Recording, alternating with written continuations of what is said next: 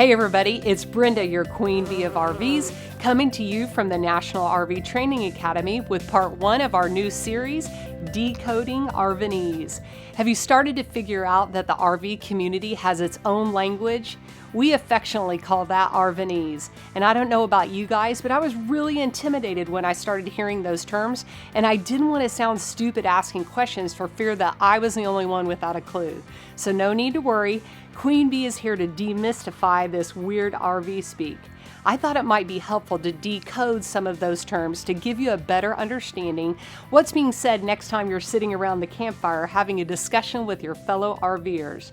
So the first two that I want to share with you today have to do with the RV electrical system: house or coach battery and shore power. The house or coach batteries, and those words mean the same thing, are the ones that operate all the 12-volt DC systems or appliances within your rig. These are things like the overhead lights, the water pump, your ceiling vent fans, your DSI igniter and your water heater, the blower fan in your furnace. These are all 12-volt DC systems, and they're operated by batteries. If you have a travel trailer, they're probably mounted on the tongue of your RV. And if you have a fifth wheel or motorized like a Class A, they're in a cargo bin. And if you have a Class C like me, they're most likely located under the steps just inside the entry door. Now, sometimes we need more voltage to operate systems in our units, and that's where shore power comes in. So the term shore power actually got borrowed from the boating and marine industry.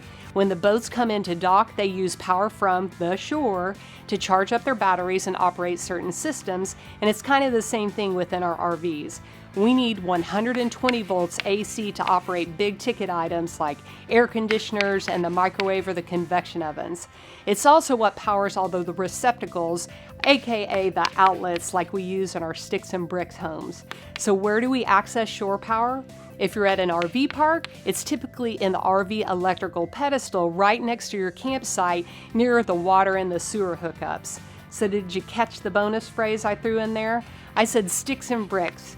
And that's simply the name of the home some of us live in that doesn't have wheels. I learned all of this and more at the National RV Training Academy, where I became a certified RV inspector and registered technician, and you can too. Head over to nrvta.com and click on programs to find out more.